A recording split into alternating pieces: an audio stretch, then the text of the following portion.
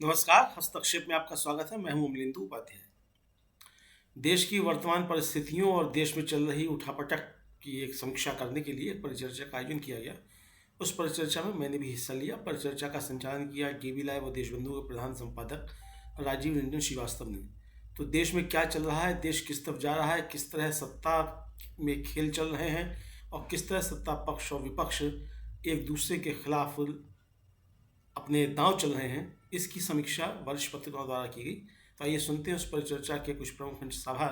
अगर आपने हमारा यूट्यूब चैनल सब्सक्राइब नहीं किया है तो इसको सब्सक्राइब कर लीजिए, इसको वीडियो को लाइक कीजिए, शेयर कीजिए और कमेंट करके अपनी राय भी बताइए कि इस परिचर्चा पर आपकी क्या राय है और आप हमसे और किस तरीके की परिचर्चा चाहते हैं।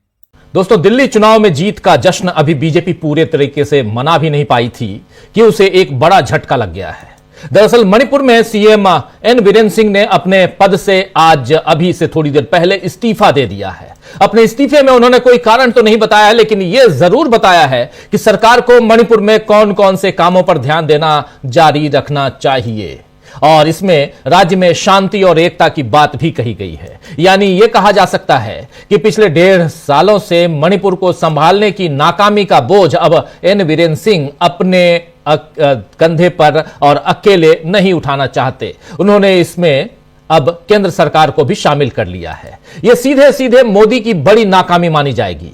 अब मणिपुर में नया सीएम बीजेपी किसे बनाती है और इसके बाद भी मोदी क्या वहां की अनदेखी जारी रखते हैं, यह देखना होगा। इस पर आज चर्चा तो हम करेंगे ही। इधर दिल्ली चुनाव के नतीजे आने के बाद भी सियासी गहमागहमी शांत नहीं हुई है और एक तरफ जीती हुई बीजेपी मंथन कर रही है कि यह अगला सीएम कौन होगा, बीजेपी का सीएम कौन बनेगा, क्योंकि इस दिल्ली पर बीजेपी के कई दावेदार हैं और इस समय किसी भी कद्दावर नेता को नाराज करने का जोखिम बीजेपी नहीं उठा सकती। वहीं दूसरी तरफ आम आदमी पार्टी भी अब अपने भविष्य को लेकर मंथन चिंतन कर रही है। आज ही अरविंद केजरीवाल के घर पर आम आदमी पार्टी के नेताओं की बैठक हुई और इधर इंडिया गठबंधन में भी अब मंथन हो रहा है कि आम आदमी पार्टी ने कांग्रेस से अलग होकर चुनाव लड़कर सही किया या गलत किया, क्योंकि ज्यादातर लोगों का यही मानना है कि अरविंद केजरीवाल अपने अहंकार में दिल्ली में अकेले लड़े। उन्हें यकीन था कि बीजेपी को वही हरा सकते हैं, लेकिन इन चुनावों में उन्होंने जो कुछ किया वो गलत किया और इन चुनावों ने उन्हें गलत साबित किया है। और वहीं कांग्रेस के महत्व को दोबारा स्थापित कर दिया है इस चुनाव के रिजल्ट ने। कांग्रेस को भले ही 0 सीटें मिली हो, एक भी सीट न मिली हो, लेकिन अब इंडिया गठबंधन के तमाम दल आने वाले चुनावों में अकेले अकेले लड़ने के हिमायती नहीं दिख रहे हैं। वहीं इंडिया ब्लॉक के लोगों का यह भी मानना है कि मिलकर लड़ेंगे तो बीजेपी को खत्म करने में सफलता मिलेगी ही। दिल्ली चुनावों के बाद एक तरफ इंडिया में एकता और बढ़ती हुई दिख रही है तो दूसरी तरफ चुनाव आयोग को लेकर भी उठने वाले सवाल तेज हो गए हैं। आज इस बारे में अखिलेश यादव ने एक अहम टिप्पणी की है। क्या कुछ कहा है अखिलेश यादव ने, आइए सबसे पहले वहीं से शुरुआत करते हैं। अखिलेश यादव को सुनते हैं कि चुनाव आयोग को लेकर अखिलेश यादव क्या कुछ कह रहे हैं। सुन लीजिए, चर्चा आगे बढ़ाएंगे। एन बीरेन सिंह से लेकर यानी मणिपुर से लेकर दिल्ली तक बहुत कुछ है और इन सबके बीच इंडिया गठबंधन किस दिशा में जा रहा है, इस पर भी चर्चा करेंगे। तो सुन रहे थे आप, यहां पर सीधा सीधा अखिलेश यादव ने 400 की बात कर दी है। 400 हालांकि भारतीय न्याय संहिता में यह धारा अब खत्म हो गई है। आप जानते हैं अब फ्रॉड के लिए धारा 318 लागू हो गई है, मगर 420 या 318 अखिलेश यादव का सीधा कहना है कि यह सब ज्यादा वक्त तक नहीं चलेगा। इस बारे में शिवसेना सांसद संजय राउत ने भी बड़ा बयान दिया है। तो कुल मिलाकर यहां संजय राउत ने बहुत सारी बातें कही और सीधे सीधे बीजेपी को कैसे खत्म किया जा सकता है उसकी बात भी अपनी रख दी। उनके अलावा आदित्य ठाकरे और भाकपा माले के महासचिव दीपांकर भट्टाचार्य ने भी दिल्ली चुनाव में अनियमितता की आशंका जतलाते हुए चुनाव आयोग को कटघरे में खड़ा किया है। हालांकि चुनाव आयोग इन शिकायतों को नजरअंदाज करता आ रहा है, लेकिन विपक्ष ने जिस तरह सवाल उठाए हैं और खासकर राहुल गांधी की 7 तारीख की प्रेस कॉन्फ्रेंस में उठे सवालों से अब चुनाव आयोग भी कब तक बचेगा यह देखना होगा। और इन सब के बीच सबसे बड़ी बात जो है वो यही है कि दिल्ली के चुनाव का कितना असर बाहर जाने वाला है। क्या दिल्ली जैसा खेल बिहार में भी होने देगा इंडिया गठबंधन, या अभी से उसने रणनीति बनानी शुरू कर दी है? लेकिन सबसे बड़ी खबर इस समय आई है मणिपुर से, जिसके बारे में शुरुआत में चर्चा कर चुका हूं और जिसमें बुरी तरह फंस रहे हैं नरेंद्र मोदी। क्या मणिपुर के मां को इग्नोर करना मोदी पर पड़ गया है भारी। इन तमाम सवालों पर विचार करेंगे अभी इसी चर्चा में और समझने की कोशिश करेंगे, क्योंकि मणिपुर से लेकर दिल्ली तक जो कुछ चल रहा है, ये देखिए इस्तीफा सौंपा है इन्होंने और इसके बाद एक झटका है। क्या इसको झटका के भाजपा को झटके के तौर पर देखा जाए या कुछ और देखा जाए? एक तरफ भाजपा की रणनीतियां, यानी भारतीय जनता पार्टी, नरेंद्र मोदी की रणनीतियां, और उसमें कुछ राज्यों को इग्नोर करना, और उसमें मणिपुर सबसे ऊपर। महिलाओं को, मणिपुर को इग्नोर करने का मतलब आप महिलाओं का सम्मान नहीं कर रहे हैं, यह साफ साफ दिखाई दिया, और आज से नहीं बल्कि लगभग पिछले 1.5-2 साल से यही चल रहा है। लेकिन दूसरी तरफ दिल्ली में जो कुछ हुआ है उसमें जैसा संजय राउत कह रहे हैं कि आपस में लड़ेंगे तो भाजपा को फायदा होगा, यह बात अरविंद केजरीवाल को और इधर राहुल गांधी को, दोनों को समझ लेनी चाहिए। दोनों को आपस में बैठ के बात करनी चाहिए थी। लेकिन चाहे अखिलेश यादव हो, चाहे ममता बनर्जी हो, चाहे उमर अब्दुल्ला ने कल ट्वीट किया था कि आपस में लड़के खत्म हो जाएंगे, तो उमर अब्दुल्ला भी समय समय पर इंडिया गठबंधन नहीं बल्कि कांग्रेस पार्टी के खिलाफ बोलते रहे। उधर सुप्रिया सुले जो दूसरे साइड बैठी हुई थी उस दिन 7 तारीख को मीटिंग में, वो भी देवेंद्र फडणवीस की तारीफ कर रही हैं। तो आप किस दिशा में जाना चाहते हैं? आपकी अपनी आइडियोलॉजी क्या है, या आप चाहते हैं कि सत्ता पक्ष में जो है हम उसके साथ रहें? बहुत सारे सवाल हैं, इन सवालों का जवाब खोजने की, ढूंढने की कोशिश करेंगे हम दोस्तों इस कार्यक्रम में। लेकिन उसके साथ साथ मणिपुर को भी टटोलेंगे कि आखिर अब आगे क्या मणिपुर में। चलिए, हमारे साथ कुछ वरिष्ठ साथी जुड़े हुए हैं, उन सबसे पहले आपका परिचय करवाता हूं और आगे बढ़ते हैं। देखिए, इस वक्त हमारे साथ 4 वरिष्ठ साथी जुड़े हुए हैं। पंकज चतुर्वेदी जी हैं, अमलेंदु उपाध्याय जी हैं, जयशंकर जी हैं और साथ में प्रशांत टंडन जी हैं। आप चारों का स्वागत है, इस्तकबाल है। स्वागत इस्तकबाल आप तमाम दोस्त साथी शुभचिंतक आप सबका, जो अब तक जुड़ चुके हैं उनका भी और जो जुड़ने वाले हैं उनका भी। सीधे आना चाहता हूं प्रशांत टंडन जी आपके पास। प्रशांत जी, मणिपुर की बात से ही शुरुआत की जाए। एक इंतजार लंबा, हम लोग तो लंबे समय से इंतजार कर रहे थे। मणिपुर के बहुत ही इस बुरे हालात को देखकर आया हूं मैं 2024 के शुरुआत में, जब भारत जोड़ो न्याय यात्रा राहुल गांधी ने शुरू की थी वहां से, तो 4 दिन वहां रहने का मौका मिला था। 4 दिन में वहां कैंप में भी गया था और बहुत कुछ देख के आए हम लोग। मेरे से पहले जयशंकर जी वहां से आ चुके हैं, उन्होंने भी बहुत कुछ देखा। मैतई और कुकी, 2 समुदाय के बीच जो कुछ वहां है वो बिल्कुल भारत और पाकिस्तान से भी बुरा हाल है। वहां बॉर्डर का हाल है। बस में घुसकर मैतई इलाका में जाइए तो कुकीज, और कुकी इलाका में जाइए तो मैतई, ये दोनों मिलकर एक दूसरे से दुश्मनी निकाल रहे हैं। और तीसरा जो है वो नागालैंड वाला जो एरिया, ग्रेटर नागालैंड, वो भी अब धीरे धीरे अशांत, पहले शांत था अब अशांत हो रहा है। यानी बहुत बुरा हाल है। मणिपुर को उस बुरे हाल में छोड़कर एन बीरेन साहब जो हैं वो चिट्ठी सौंप रहे हैं, और नरेंद्र मोदी जी कल निकल लेंगे फ्रांस, उसके बाद अपने ग्रेट दोस्त से मिलने चले जाएंगे अमेरिका। क्या कहेंगे? पहली बात तो राजीव जी की वो इस्तीफा, हाँ नहीं मैं अनम्यूट हूं, आवाज आ रही? आ रही। तो पहली बात की वो इस्तीफा एक बार और दे चुके हैं, नाटकीय इस्तीफा, और उन्होंने इस्तीफा फाड़ दिया था। और वो हिंसा के दौर के बीच में ये बात हुई थी। उसके बाद अब उन्होंने अगर इस्तीफा दिया तो क्या वो नैतिक आधार पर इस्तीफा दे रहे हैं? और अगर नैतिक आधार पर इस्तीफा दे रहे हैं तो बड़ी देर में नैतिकता उनकी जागी है, और इस्तीफा देने से उनका अपराध कम नहीं हो जाता है, पहली बात। दूसरी की वहां पे केंद्र सरकार की ज्यादा जिम्मेदारी है कि प्रेसिडेंट रूल लगाए। प्रेसिडेंट रूल लगाकर वहां पे पहला काम ये करें कि समाज में जो दूरियां आ गई, इसकी चर्चा आप कर रहे हैं, जो लगातार वहां पे से खबरें आती रहती है, अभी भी हिंसा जारी है, उस समाज की दूरियों को कम करें। जो वहां पे कमजोर तबका है उसकी सुरक्षा को करें। पुलिस वहां की और जो सुरक्षा बल है उनको न्यूट्रल करें। बहुत पहले वहां पे आर्मी लगाने का एक प्रस्ताव था, आर्मी को लगने नहीं दिया गया इसी मुख्यमंत्री के द्वारा। तो वहां पे सबसे पहले की स्थितियां को नॉर्मल करें जी, और जब तक स्थितियां सामान्य नहीं होंगी, जब तक नहीं होगा, और जब तक प्रधानमंत्री का व्यक्तिगत हस्तक्षेप नहीं होगा,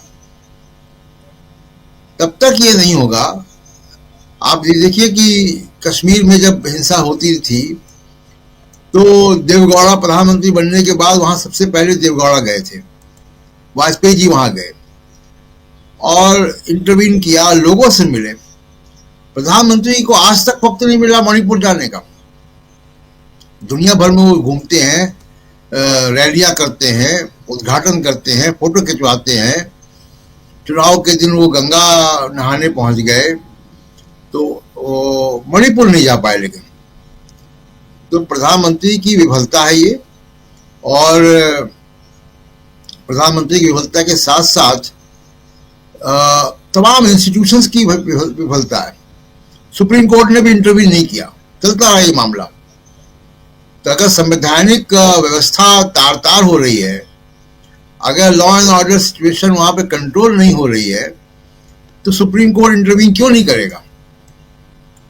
तो ना सुप्रीम कोर्ट ने इंटरवीन किया, ना केंद्र सरकार की दूसरी एजेंसियों ने इंटरवीन किया, और आज भी वहां पे हिंसा जारी है। तो और वीरेंद्र सिंह ने इस्तीफा अब दिया है, पहले से वो सत्ता में कैसे चीफ मिनिस्टर बने रहे, इन सब में दोषी केंद्र सरकार है। और वो बिल्कुल पार्टीजन होके वहां पे काम करते रहे, एक वर्ग के साथ मिल के काम करते रहे। वहीं के तमाम एमपीज ने, एमएलएज ने इस बात को उठाया। राहुल गांधी ने अपनी दूसरी यात्रा वहीं से शुरू की जब आप गए थे वहां पे, और राहुल गांधी ने उस मुद्दे को उठाया और बताया कि कैसे कितना डिवीजन है वहां पे। मैंने वहां पे खुद फैक्ट फाइंडिंग टीम जो गई थी उन लोगों से इंटरव्यूज किए और पता किया कि सच्चाई क्या है। 2 इंटरव्यूज किए। तो सिचुएशन वहां की बहुत खराब है, और रिलीफ कैंप्स की सिचुएशन बहुत खराब है। दूर दराज के इलाके से वहां पे खबरें भी नहीं आती हैं इतनी, लेकिन सिचुएशन वहां की जो है वो बहुत खराब है, और उसमें तुरंत इंटरवेंशन जो है वो हस्तक्षेप केंद्र सरकार का होना चाहिए। वीरेंद्र सिंह के भरोसे जो छोड़ा गया 2 साल से, लगभग 2 साल होने जा रहा है, वहां पे हिंसा चल रही है, ये केंद्र सरकार की जिम्मेदारी थी। जी राजीव जी, केंद्र सरकार की जिम्मेदारी थी, और इन जिम्मेदारियों का कितना निर्वहन किया गया केंद्र सरकार की तरफ से, ये देखना तो हम लोग देख ही रहे हैं। लेकिन 2 साल लगभग होने को हैं, और इसी मई में 2 साल हो जाएंगे मणिपुर हिंसा के। और वहां से आप याद कीजिए कि वहां से लगातार और एक लंबा वक्त आखिर क्यों खींचा, एक तो ये बात। दूसरी बात, जब आप यहां कल दिल्ली का चुनाव, क्या दिल्ली के चुनाव से मणिपुर का कुछ लेना देना है? जरा इस तार को जोड़ने की कोशिश करते हैं। जयशंकर जी आपके पास आता हूं, फिर पंकज जी और अमलेंदु जी के पास आता हूं। जयशंकर जी, दिल्ली चुनाव का इंतजार कर रहे थे क्या एन बीरेंद्र सिंह इस्तीफा देने का? दिल्ली में सब कुछ बल्ले बल्ले, और क्या अगर बीरेंद्र सिंह वहां इस्तीफा दे देते तो दिल्ली के चुनाव पर कोई असर पड़ता क्या? जरा इसको समझने की कोशिश हम करें, ये बहुत जरूरी है, इसको डिकोड करते हैं जरा आपके जरिए, क्योंकि मणिपुर के भौगोलिक, सामाजिक हर हालात को आप अपनी आंखों से देखे हैं, समझते हैं आप, इसलिए भी, और दिल्ली में आप रह रहे हैं उस हिसाब से भी। और तीसरा, इन सब के बीच बीजेपी की जो राजनीति है उसको भी बहुत नजदीक से देखते हैं आप, और क्या इसका देश की राजनीति पर कोई असर पड़ते हुए दिखता है आपको? बहुत देर से आया हुआ एक उचित फैसला है ये। एन बीरेंद्र सिंह मुख्यमंत्री जो मणिपुर के पहले पत्रकार भी थे, आपको बता दें, वो जिस ढंग की सरकार चला रहे थे, उन्होंने कम्युनल डिवीजन करने में किसी तरह का संकोच नहीं किया। राज्य को अगर मैतेई और कुकी लोगों के बीच या नगा लोगों के बीच बांटने में अगर कोई भूमिका रही है, असल में भारतीय जनता पार्टी की राजनीति ही रही है शुरू से ही कि बांट करके राजनीति करने की। जब यह कांड हुआ मणिपुर में, जब हिंसा 3 मई से भड़की, उसके बाद मतलब इस सरकार ने क्या कहा जाए, मतलब अमित शाह गए वहां पे, गृह मंत्री के रूप में गए, बैठकें लिए, सब कुछ किया, लेकिन हिंसा नहीं थमी। प्रधानमंत्री बेशर्मी के साथ पूरी दुनिया घूमते रहे, लेकिन मणिपुर नहीं गए। बल्कि अभी जो चुनाव हुआ 2024 के लोकसभा का चुनाव भी हुआ, या मणिपुर में भी बगल में मिजोरम में विधानसभा का चुनाव हुआ, उसमें भी वो वहां नहीं गए, मणिपुर नहीं गए, मिजोरम भी नहीं गए। तो कमाल है। सबसे बड़ी बात कि आप देखिए कि अनसुईया उइके जी थी वहां राज्यपाल, वो एक भावुक महिला जिसने यहाँ के सारे घटनाक्रम के बारे में केंद्र को सब कुछ बताया, उनकी रिपोर्ट पे एक्ट नहीं किया, बीरेंद्र सिंह को हटाया नहीं, लगातार वो कम्युनल डिवीजन करने में लगे रहे। अब जाकर के अब उनको लगा होगा कि दिल्ली भी अब तो जीत लिए हैं, अब कुछ खास फर्क नहीं। हालांकि मणिपुर के मुख्यमंत्री के बदलने से दिल्ली में कोई खास फर्क नहीं पड़ता था, क्योंकि यहाँ जो विपक्ष की दो ताकतें थी दोनों ने आपस में लड़ करके बीजेपी का काम ऐसे ही आसान कर दिया था। इसलिए मणिपुर या मिजोरम या किसी राज्य में मुख्यमंत्री बदलने का कोई बहुत बड़ा फर्क नहीं पड़ता था। लेकिन इनको लगा होगा कि चलो अब एक राज्य और झोली में हो गया तो ठीक है, अब मणिपुर पर भी कुछ फैसला कर ही देते हैं। हालांकि इसके बाद भी क्या होगा, जिस ढंग का कम्युनल डिवीजन है, प्रधानमंत्री राष्ट्रनायक की भूमिका में, स्टेट्समैन की भूमिका में नजर नहीं आए। उनके लिए जरूरी था कि वो जाते वहां पे लोगों से, तमाम पक्षों के साथ मिलकर बात करते, उनकी समस्याओं को सुनते, समाधान की बात निकालने की कोशिश करते। मुझे लगता है कि जो अजय कुमार भल्ला जो गृह सचिव थे, वो वहां गए हैं, तो उनकी जो रिपोर्ट आई होगी कि भाई गवर्नर बन के गए हैं मणिपुर में, तो उनकी जो रिपोर्ट आई होगी कि साहब इस तरह से तो अगर चलता रहा, अगर बीरेंद्र सिंह का शासन ही चलता रहा मणिपुर में, तो हो सकता है कि यहाँ पे विद्रोही गतिविधियां भी बढ़ सकती हैं। क्योंकि आप भूलिए मत कि वहां नागालैंड का मामला भी, जो नागालैंड, ग्रेटर नागालैंड बनाने की बात है, जिसपे एक तरह से केंद्र सरकार ने सहमति सी दे दी थी नागा अकॉर्ड को लेकर के, वो भी आज नहीं तो कल सिर उठाने वाली है। अगर वो उठाएगी तब फिर मैतेई और कुकी लोगों का क्या होगा, ये देखने वाली बात हो सकती है। सबसे बड़ी बात है कि 21 महीने हो गए, 21 महीने में मणिपुर का पूरा शासन तंत्र बिगड़ गया, अर्थतंत्र बिगड़ गया। मतलब वहां की व्यापारिक व्यावसायिक गतिविधियां ठप सी हो गई, सरकारी कार्यालयों में काम ठप से हो गए। हालत यह हो गई कि पुलिस डिवाइड हो गई, प्रशासन डिवाइड हो गया, विधायक डिवाइड हो गए, पूरी कार्यपालिका डिवाइड हो गई मैतेई और कुकी लोगों के बीच में, नगा लोगों के बीच में। अब उसको कैसे एक किया जाएगा, कौन मुख्यमंत्री बनेगा नहीं बनेगा, क्या करेंगे। प्रशांत ठीक कह रहे थे कि साहब वहां पहले तो राष्ट्रपति शासन लगाए वहां पे, और दोनों तीनों चारों जो वहां के प्रमुख समुदाय हैं, जो उन लोगों की एक साथ बैठक करें, उनसे बातें सुने और कोई एक समाधान निकालने की कोशिश करें। सरकार बनाने न बनाने की बात तो बाद में है। सर, आपके पास प्रचंड बहुमत है, आपने जनता दल यू को भी खरीद लिया, उनके विधायकों को भी खरीद लिया।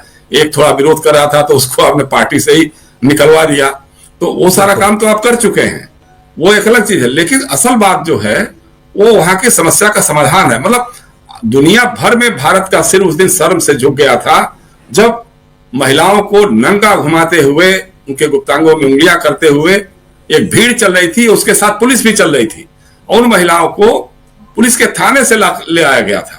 इससे बड़ी शर्मनाक घटना मुझे लगता है कि आजाद भारत में शायद पता नहीं कभी हुई हो कि नहीं हुई है, हमारे समझ से तो हमको तो याद नहीं आता है कि इस तरह से नग्न प्रदर्शन जो है सड़कों पे उन्मादी भीड़ कर रही हो।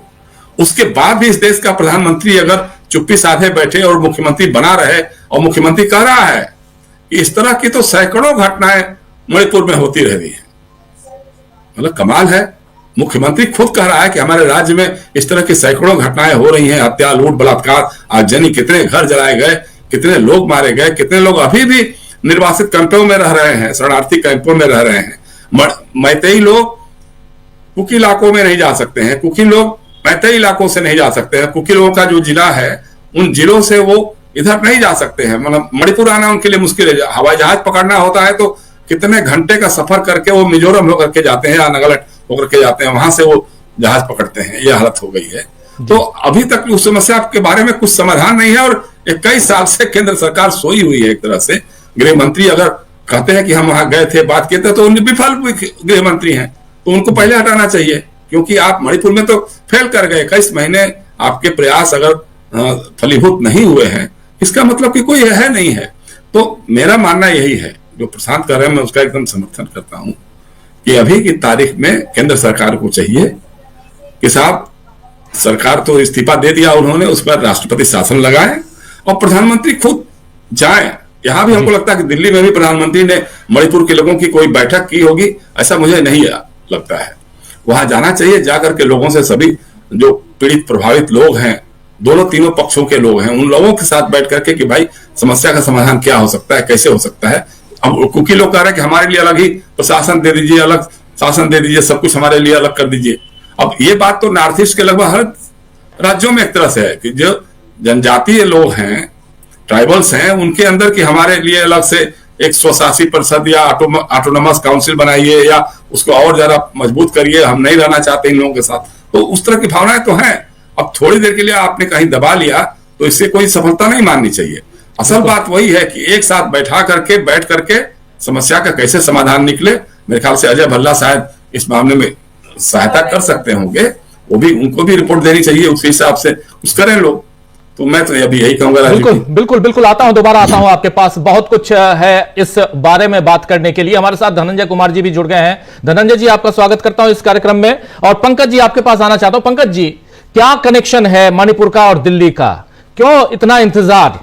एन बीरेंद्र सिंह इस्तीफा देना चाहते थे, उस वक्त इस्तीफा नहीं दिए। उनका इस्तीफा जो है वो आपको याद होगा वायरल हो गया था और उसकी कॉपी वायरल हुई थी, फाड़कर फेंक दिया, बहुत ड्रामा उस समय हुआ था। लेकिन वीरेंद्र सिंह आज इस्तीफा देते हैं, कल रात को इधर दिल्ली आते हैं और आज इस्तीफा देते हैं इसके बाद लौटकर। और कहा यह जा रहा था कि अविश्वास प्रस्ताव उनके खिलाफ लाने की तैयारी थी और इधर, लेकिन यह काम तो पहले, और बिना इस्तीफा मांगे हुए इस्तीफा तो वो दिए नहीं होंगे। इसका मतलब है कि उनसे रेजिग्नेशन मांगा गया होगा। लेकिन अभी क्यों मांगा गया रेजिग्नेशन? ये रेजिग्नेशन पहले क्यों नहीं मांगा गया? क्या इसके तार दिल्ली से भी जुड़ते हैं? जरा इस पे पहले चर्चा कर लेते हैं। और जो बातें हो रही हैं कि ये दोनों आपस में लड़के बीजेपी को फायदा पहुंचा दिए, इस पे भी चर्चा करेंगे कि आखिर दोनों आपस में लड़के फायदा पहुंचाए या कुछ और कहानी है, और इंडिया गठबंधन आगे क्या कुछ करने जा रहा है। ये दो पार्ट है अपनी इस चर्चा का। लेकिन पहला मणिपुर, और मणिपुर के तार दिल्ली से क्या जुड़ते हैं? पंकज जी। हाँ, ये इस्तीफा अचानक नहीं हुआ है। हुआ यह है कि पिछले 1.5 महीने से बहुत सारे विधायकों को दिल्ली बुलाकर होम मिनिस्ट्री में बातचीत की गई थी और सभी ने उसमें असंतोष व्यक्त किया था। चूंकि कल से वहां विधानसभा सत्र शुरू हो रहा है और पहली चुनौती है वहां पर 11 विधायकों के अयोग्य घोषित किए जाने की, जो स्पीकर के सामने।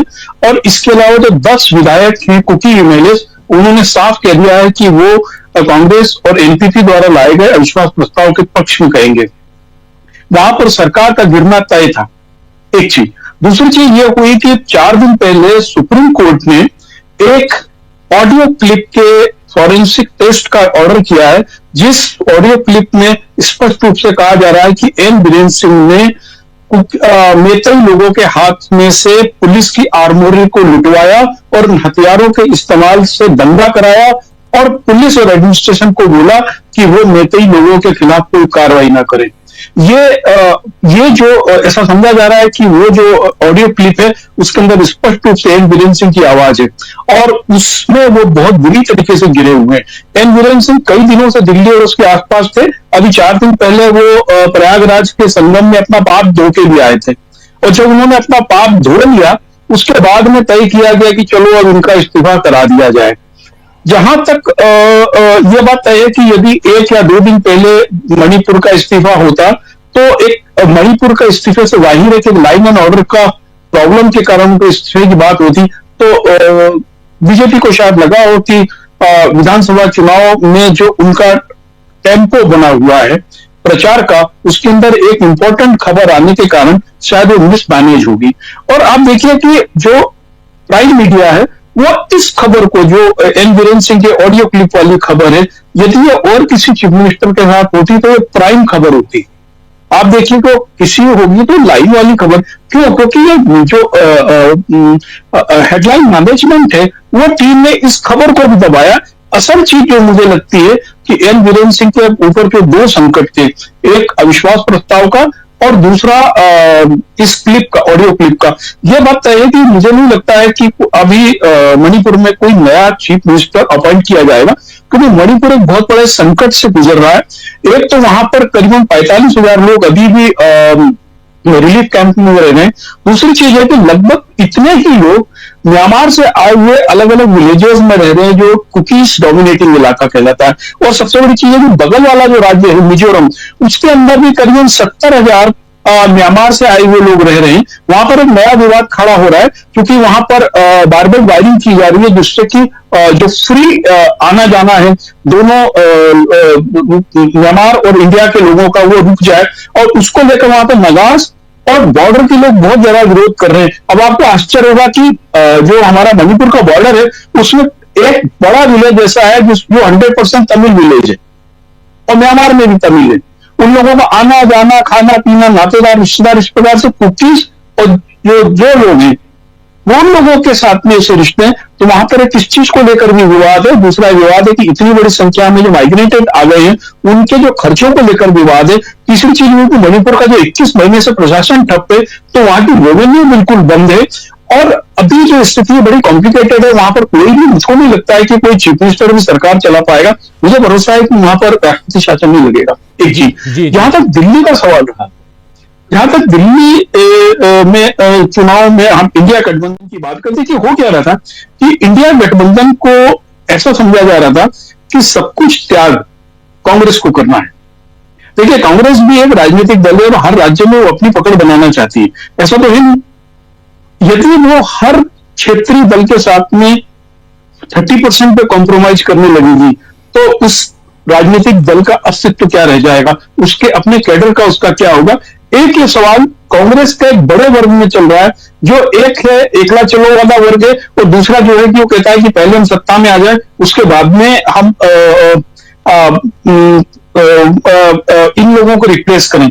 लेकिन ये है कि कांग्रेस में अब ये जो दुविधा की स्थिति चल रही है कि हम एकला चलो की नीति पर चलें तो किस हद तक चलें। और जहां तक संजय राउत कह रहे हैं कि मिलकर करने से मिलकर करने पे, तो महाराष्ट्र में भी मिलकर चले थे, लेकिन अंतर विरोध कितने हुए वहां पर पार्टी में लेकर, कैंडिडेट्स को लेकर। तो हर आदमी ये चाहता है कि समर्पण और त्याग अकेले कांग्रेस करे, और फील्ड में मेहनत, नीति में बातचीत अकेले कांग्रेस करे। जी पंकज जी, इस पे आएंगे। पंकज जी इस पे विस्तार से भी चर्चा करेंगे। जरा मणिपुर को हम लोग क्लोज करें, उस मसले को आपके पास दोबारा आता हूं, और इस पे बहुत कुछ है जिस पे अभी हम लोगों को चर्चा करना है। इंडिया गठबंधन के भविष्य पे भी चर्चा जरूरी है। तमाम, चाहे उमर अब्दुल्ला की बात हो, चाहे संजय राउत की बात हो, और चुनाव से पहले जिस प्रकार इंडिया गठबंधन के दूसरे दलों के नेता बात कर रहे थे। अखिलेश यादव आज मिल्कीपुर हार गए, उसके अलावा 10 में से आप देखिए 9 सीटें तो हार चुके हैं, शायद मुझे जहां तक ध्यान है 9 सीट शायद हार चुके 10 में से, और 8 सीट हार गए। तो फिर और जबकि वहां कांग्रेस पार्टी नहीं लड़ी, कांग्रेस पार्टी ने पूरा समर्थन दिया। एक भी सीट पे, उपचुनाव में एक भी सीट पर कांग्रेस पार्टी नहीं लड़ी है। उसके बाद आप अपने दम पे, कांग्रेस के समर्थन के दम पे आप चुनाव नहीं जीत सकते हैं, और दिल्ली आते हैं, आप कांग्रेस के सामने खड़े होकर आम आदमी पार्टी के लिए प्रचार करते हैं। उस समय आपको सोचना चाहिए था कि आप क्या कर रहे हैं। जिस समय 2 लोग यहां, अगर ठीक है आप कह रहे हैं कि 2 लोग लड़ रहे हैं, लेकिन आप क्या कर रहे हैं, उसमें से किसी एक के साथ जाके आप भी मजे कर रहे हैं ना। आप किसी एक को अपना साथी बना रहे हैं। इसका मतलब वो 2 लोगों के लड़ने में से तीसरा जो है वो भी उसी दोनों में से किसी एक गुट का नेता बन रहा है।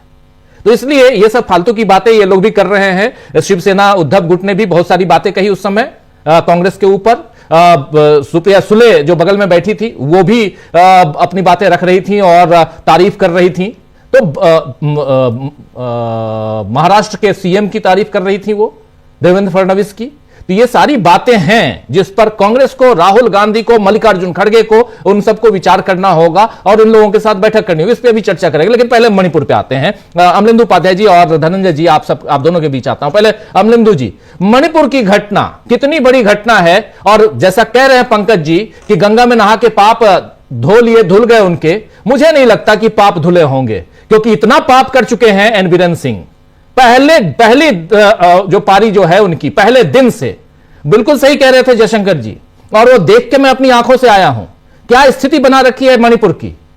उसके बाद और महिलाओं का कोई सम्मान नहीं। जिन महिलाओं के लिए नरेंद्र मोदी, उनकी सरकार बिल लेके आती है, महिलाओं के सम्मान की बात करती है, आप कहते कुछ और है, करते कुछ और है, वो साफ दिखता है। मणिपुर को सामने रख दीजिए तो मणिपुर का मां कहने में आपको तकलीफ होती है।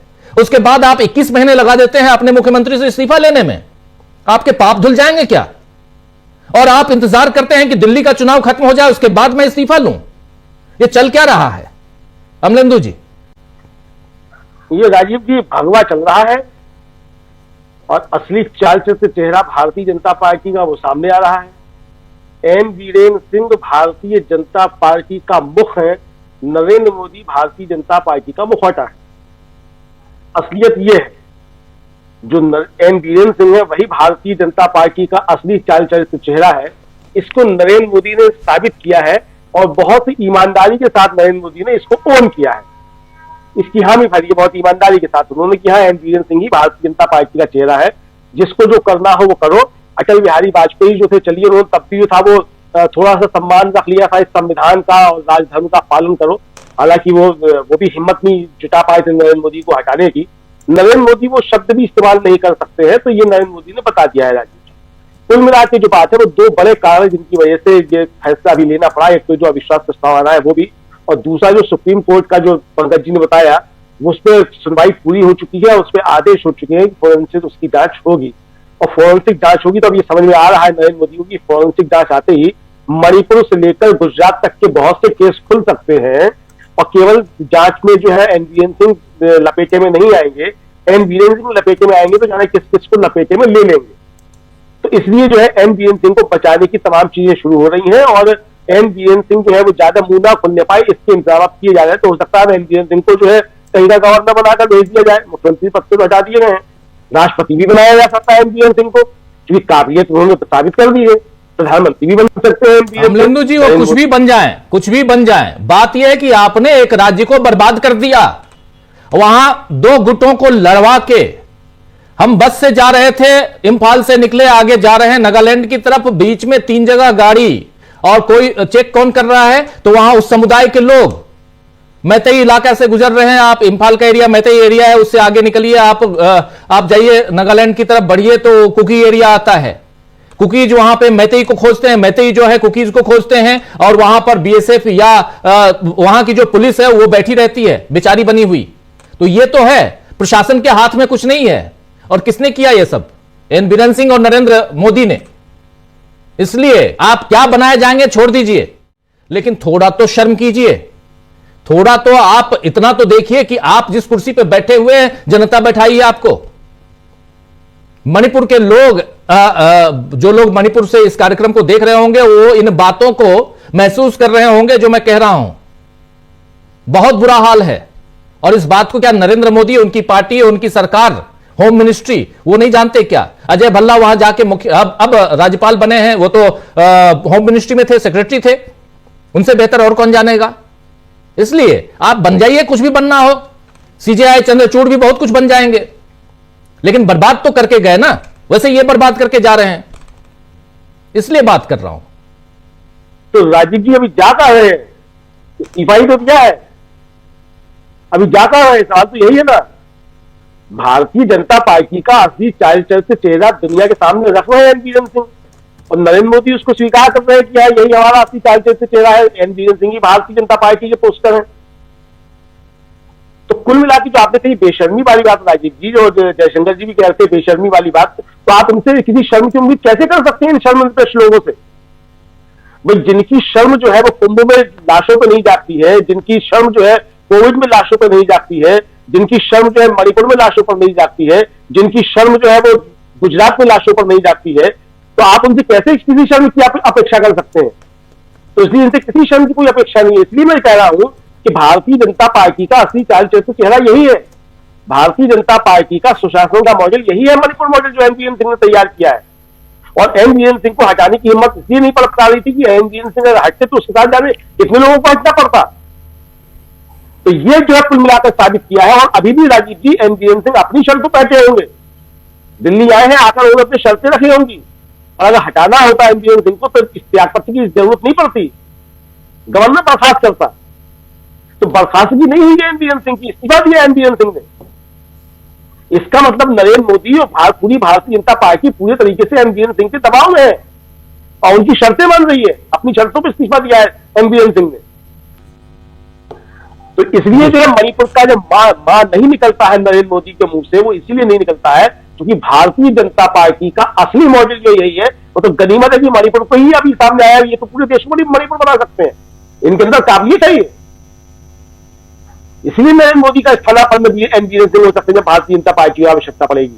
तो अब कहा जाए कि नरेंद्र मोदी के प्रतिद्वंदी भारतीय जनता पार्टी का कई और जो है उनमें एन बीरेन सिंह और शामिल हो गए हैं, वो भी प्रधानमंत्री पद के दावेदार हैं। एक तो है जो रमेश बघेल वो हार गए बेचारे, वरना वो भी दावेदार होते हैं प्रधानमंत्री पद के। तो बहुत ये भी हार जाएंगे, ये भी हार जाएंगे, ये भी हार जाएंगे। जिताएगा कौन? ऐसे लोगों को कौन जिताएगा? रमेश बिधूरी उदाहरण है, एग्जाम्पल है। कौन जिताएगा? कौन? अगर फेयर इलेक्शन हो तो आज सरकार किनकी कहां है, कहां रहेगी, वो सब जानते हैं। खैर, आता हूं धनंजय जी के पास, आता हूं अमलेंदु जी। ये रमेश बिधूरी भी आज के समय में क्या जनता ने हरा दी है? ये राजीव कुमार भी हरवाए गए हैं। चलिए ठीक है, ताकि जो है तो दूसरा प्रतिद्वंदी तैयार ना हो जाए। जी चलिए ठीक है। परवेश वर्मा भी उसी प्रतिद्वंदी में से हैं। एक वो गोली मारो वाले मिनिस्टर साहब भी उसी प्रतिद्वंदी में से हैं। तो सब हैं, छोड़िए। यहाँ किसकी कैसी भाषा है वो हम सब अच्छी तरह से जानते हैं। लेकिन एन बीरेन सिंह, उनके भविष्य को लेकर कोई अपने को चिंता नहीं है धनंजय जी। वो जहां रहें और जैसे रहें उससे हमको कोई लेना देना नहीं। लेकिन हाँ, मणिपुर हमारे ही देश का एक राज्य है, सीमावर्ती राज्य है, और वो बर्बाद हो गया, इसलिए तकलीफ है। और 21 महीने लग गए एक मुख्यमंत्री को इस्तीफा देने में, और वो भी चुनाव का रिजल्ट, दिल्ली के चुनाव का रिजल्ट आने के बाद इस्तीफा देने का क्या मतलब है, ये जरा हम अभी समझ रहे हैं। और इसके जरिए फिर आगे बढ़ेंगे सेकेंड राउंड में, तो जरा इंडिया गठबंधन, अरविंद केजरीवाल और राहुल गांधी को लेकर जो बातें हो रही हैं उस पर भी चर्चा करेंगे। लेकिन पहले ये एन बीरेन सिंह, क्या कोई इसका कनेक्शन, इस इस्तीफे का कनेक्शन दिल्ली चुनाव के रिजल्ट से है?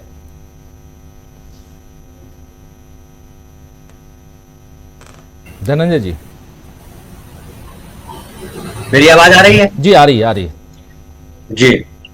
इसका कोई कनेक्शन नहीं है दिल्ली से। ये बेसिकली क्या है, एक बलि का बकरा चाहिए था, वो बलि का बकरा पहले देना था, अभी ले लिया। और जो बता रहे थे हमारे पूर्व, जो हमारे बड़े साथी सब हैं, भाई सब हैं, वो 3 चीज चल रही है वहां पे। एक तो गुजरात लॉबी वहां पे भी है, क्योंकि देश चलाया जा रहा है किस तरह से आपको पता है। हिंदू राष्ट्र सामने है, और हिंदू राष्ट्र के पर्दे के पीछे क्या क्या हो रहा है वो आप दिल्ली में देखिए, उत्तर प्रदेश में देखिए, छत्तीसगढ़ में देख लीजिए। छत्तीसगढ़ में जिस तरह से अचानक नक्सली घटनाएं बढ़ गई है, मारे जाने लगे हैं लोग, उससे भी अंदाजा लगाइए। तो हर जगह अडानी साहब हैं, अडानी साहब के साथ पूरे गुजराती लॉबी है, और गुजराती लॉबी के साथ पूरी घूसखोर लॉबी है।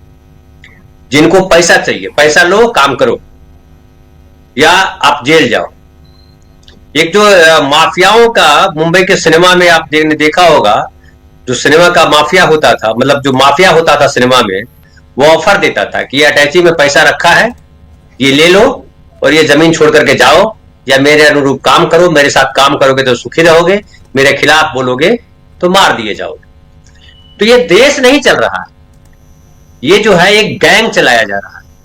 और बड़ा सही कहा कि रमेश बिधूरी हारे नहीं हैं, हराए गए।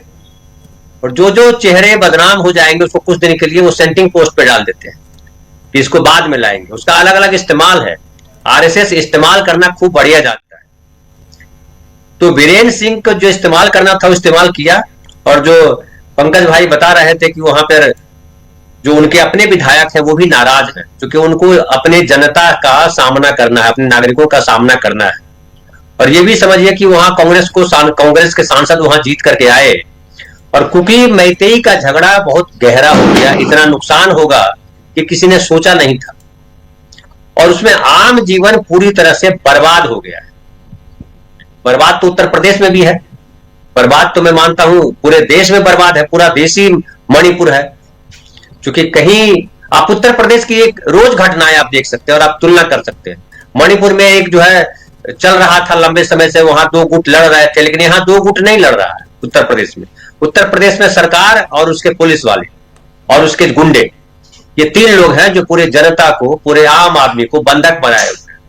वो आप इससे अंदाजा लगाइए कि हिंदू राष्ट्र कितना महान राष्ट्र बना रहे हैं ये हिंदू राष्ट्र के पर्दे के पीछे, कि कितने लोग मारे गए अब तक इनके पास हिसाब नहीं आया है। 20-20 किलोमीटर पहले जाम लगा हुआ है। अभी कुंभ में स्नान का समय तो अभी बाकी है, पूर्णिमा अभी आने वाला है, लेकिन अभी ये हालत है। इससे अंदाजा लगाइए कि व्यवस्था कितनी लचर है, कितनी घटिया है। और मिल्कीपुर विधानसभा चुनाव में किस तरह से काम हुआ, किस तरह से पूरा तंत्र लगा हुआ है। किस तरह से चुनाव आयोग ने काम किया दिल्ली में, ये भी आपके सामने है। तो कहीं कोई सुनवाई है क्या? लेकिन एक सवाल आता है कि फाइनली ये जो अशोक ने जो 4 शेर लगाए थे वो बेवकूफ थोड़े था। उसने अशोक स्तंभ में 4 शेर लगाए थे, एक ही नहीं लगाया था, क्योंकि उसको मालूम है कि अगर एक ही दिशा में आप देखेंगे तो 3 दिशा आपको दिखेगी नहीं, और कोई दुनिया में पैदा नहीं हुआ जिसको चारों दिशाएं एक ही जगह से दिखाई पड़ती। तो अगर लग रहा है आरएसएस को कि बहुत महान काम कर रहे हैं और इस तरह से शासन करते रहेंगे, तो आम आदमी पार्टी को जैसे निपटाना पड़ा, जैसे वीरेंद्र सिंह को निपटाना पड़ा, वैसे भी और लोग को इनको निपटाना पड़ेगा। और एक एक करके इनको अब अपने लोगों को ही शिकार बनाना है, ये भी जान लीजिए। और जब अपने लोगों को शिकार बनाने लगते हैं आप, तो आपकी ताकत धीरे धीरे कमजोर होती है, घटती। और फाइनली मैं वापस ले जाता हूं आपको, राहुल गांधी के पास ले जाता हूं, क्योंकि इसके तार वहां जुड़ते हैं और वो नेचर से भी जुड़ता है। आप कितने दिन गुंडाई करेंगे? गुंडाई करते करते एक दिन आप भी थक जाएंगे और आपको लगेगा कि अब जो है हमारे आसपास तमाम आदमी हमारे खिलाफ खड़ा है। और जब सत्ता धीरे धीरे कमजोर होती है तो उनके जो अपने लोग हैं वो आपस में निपटाने लगते, और ये होगा। दिल्ली में अभी देखिए मुख्यमंत्री बनाया जाना था, नाम अनाउंस हुआ नहीं हुआ। अभी प्रधानमंत्री जा रहे हैं अमेरिका से लौटेंगे, तब तक बहस डिबेट चलेगा किसको बनाएं किसको नहीं बनाएं। अब बिहार, उत्तर प्रदेश और वहां बंगाल को साधना है तो उसकी तैयारी करनी है।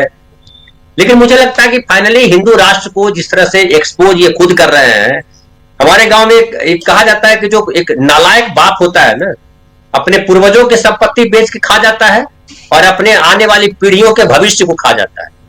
आरएसएस को जो 11 साल से सत्ता मिली हुई है, वो अपनी पीढ़ियों के भविष्य को तो खा ही गया है, अपने पूर्वजों को भी निपटा दिया है।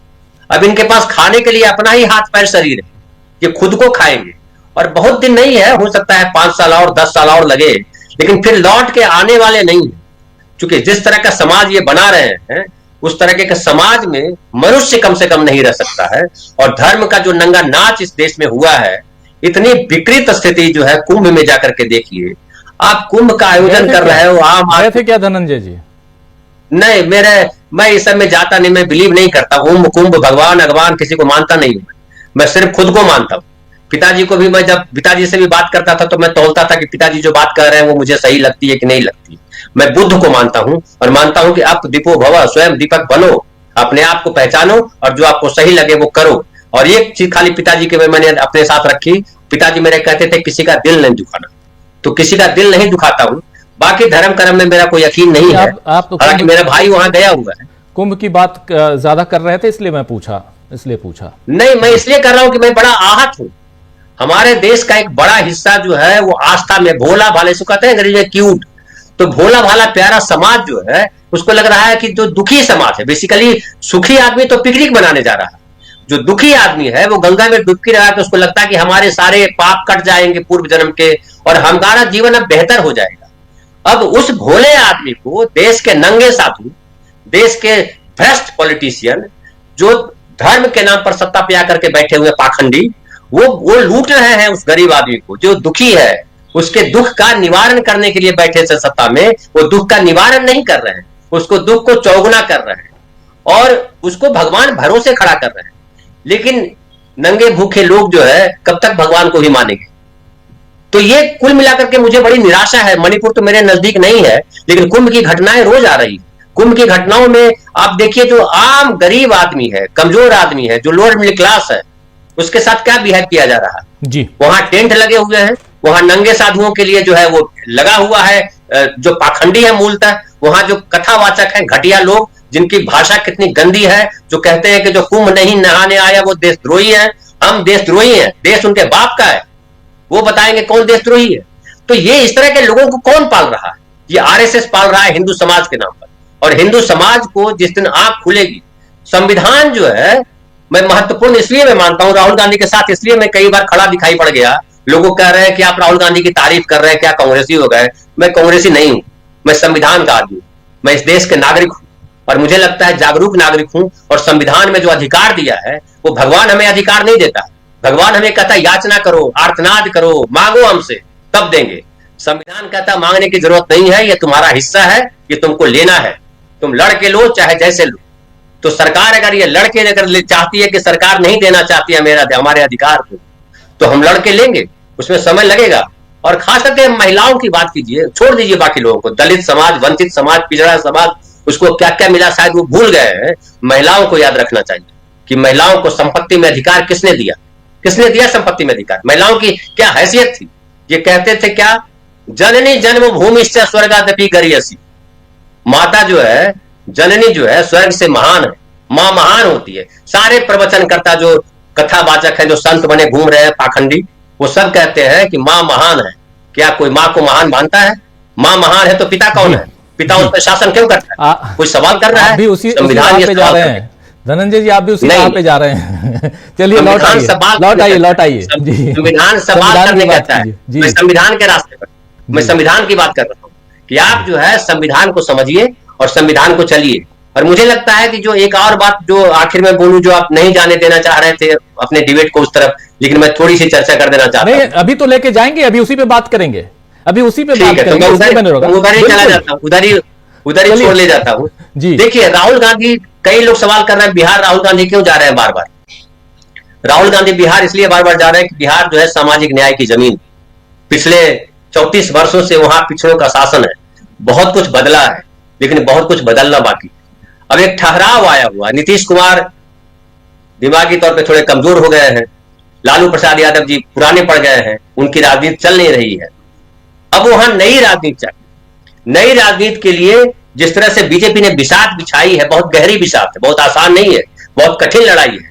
और लालू प्रसाद यादव अगर पुराने तरीके से लड़ना चाहते हैं, जिस तरह से लोकसभा चुनाव में लड़े, तो फिर हार मिलेगी, बीजेपी जीत जाएगी, बीजेपी छीन लेगी राज्य, बिहार प्रदेश छीन जाएगा। तो कांग्रेस पार्टी को, आपके चैनल पे भी मैंने कहा था कि राहुल जी को महीने में कम से कम 5 दिन तो वहां रहना चाहिए बिहार में, क्योंकि बिहार की जमीन जो है, जैसे यहाँ की जमीन जो है, दिल्ली की जमीन कि 10% वोट अगर घटा तो 7.5% वोट चला गया बीजेपी के पास और 2.5% आया कांग्रेस के पास। आम आदमी के पास किसका वोट था? आम आदमी के पास कांग्रेस का वोट था, और कांग्रेस का वोट ही चला गया उधर। तो मतलब 7.5% लोगों को केजरीवाल जी ने कथित तौर पे हिंदू बना दिया, भाजपाई बना दिया। बिहार में भी नीतीश कुमार, अभी जो चल रहा है दौर, नीतीश कुमार का वोटर जो है कहीं भाजपाई ना हो जाए, उसको समझना पड़ेगा। और जो लालू जी की पूरी राजनीति है, लालू जी की राजनीति में जो यादव का जो एक अपर क्लास, जो जिसको कहते हैं पिछड़े में अपर क्लास है, तो गैर यादव जो वोट है, जो ईबीसी वोट है, जो 36% वोट है, उसको कैसे इकट्ठा किया जाए, उसके लिए स्पेस जो नीतीश कुमार के पास वोट है वो कहां जाएगा? कांग्रेस के लिए वो स्पेस है। अगर कांग्रेस मेहनत करती है, अपने संगठन में बदलाव करती है, तो वो वोट आ सकता है। और वहां से सामाजिक न्याय जो राहुल गांधी बार बार कर रहे हैं, वो सामाजिक न्याय वहीं से खड़ा हो सकता है। तो बहुत महत्वपूर्ण है स्टेट बिहार, और उसको समझना पड़ेगा। संविधान जो राहुल गांधी बार बार हाथ में लेकर के चल रहे हैं, वो खाली हाथ में रखने से नहीं होगा, उस जमीन पे उसको जो है आम आदमी के दिलों में और व्यवहार में उतारने की जरूरत है, जो अभी नहीं उतर पाया है। राहुल गांधी प्रयास तो कर रहे हैं, लेकिन पार्टी के भीतर अभी भी वैसे लोग हैं जो राहुल गांधी के चारों ओर बैठे। धनंजय जी, आप 2-3 राहुल गांधी की ऐसी जो सामाजिक न्याय वाली जो सभाएं हुई हैं, उसमें सम्मेलन में आप 2-3 सम्मेलनों में रहे, मुझे जहां तक ध्यान है 3 में तो आप बिल्कुल रहे हैं। राहुल गांधी का भाषण और बाकी चीजें वो सब तो अलग, लेकिन लोग क्या कहते हैं, लोगों के बीच वो सामाजिक चेतना जो होनी चाहिए वो जागृत हो रही है, जिसकी दरकार, जिसके लिए राहुल गांधी पहुंचते हैं, या ये पूरा का पूरा आयोजन होता है उसमें उनके अंदर, और ये बात जन जन तक पहुंचाना, क्योंकि मीडिया तो साथ नहीं दे रहा, ये दिख रहा है। हम जैसे, आप जैसे लोग थोड़ा बहुत दिखा देते हैं, इस पे चर्चा कर लेते हैं, बाकी जो होना चाहिए, फोकस्ड जो काम होना चाहिए वो नहीं हो रहा है। और कांग्रेस पार्टी भी पता नहीं इस चीज को क्यों अलग कर रही है, और एक एनजीओ के ढर्रे पे ये सब कुछ चल रहा है, पार्टी विशेष के ढर्रे पे नहीं चल रहा है, ये दिखता है, जो मैं यहां दिल्ली बैठ के देख रहा हूं। लेकिन आप पटना या लखनऊ या उधर महाराष्ट्र, इन सब जगहों पे जो कार्यक्रम हुआ, उसका कुछ असर दिखाई दिया क्या आपको जनता के बीच? देखिए, ये बड़ा अच्छा सवाल किया आपने। एनजीओ की तरह आपने बोला, वो भी एक उसमें है, वो तंज वाला भाव है। हालांकि वो देखिए, कोल्हापुर में मैं गया पटना 2 बार। कोल्हापुर में मैंने देखा, जो मैंने कहा कि कोल्हापुर में राहुल गांधी आए, राहुल गांधी के साथ भीड़ आई कांग्रेस की पूरी, और फिर राहुल गांधी बोल करके चले गए, भीड़ साथ में चली गई। राहुल गांधी ने किसी को सुना नहीं, तो ये गलत है। अगर यही करना है तो रैलियां करते रहते आप करिए। वो 2 सभाओं के बाद फिर पटना में जब किया तो पटना में उन्होंने जो है कहा कि नहीं राहुल गांधी को बिठाएंगे, और राहुल गांधी बैठे और हमें वो एंकर करने का अवसर मिला ईबीसी वाला पार्ट को, हालांकि छोटा पार्ट कर दिया गया, लेकिन उसमें बहुत बात समझ में आई। आपको मैं एक उदाहरण से समझाता हूं कि 250 से ज्यादा बिहार के कोने कोने के संगठन, जो सामाजिक संगठन है, जो एक्टिविज्म वाला संगठन है, उनके लोग आए हुए थे। किसी को कोई पैसा नहीं दिया गया था। और रैली में जैसे लोग बुलाए जाते हैं पैसा दे करके, वैसे नहीं बुलाया गया था। साइकिल भी नहीं दी गई थी, रिक्शा भी नहीं दिया गया था, बस भी नहीं दिया गया था, पेट्रोल भी नहीं दिया गया, खाना भी नहीं दिया गया था। ये भी नहीं कहा गया था कि आइए वहां पूरी सब्जी खिलाएंगे, कुछ नहीं कहा गया था।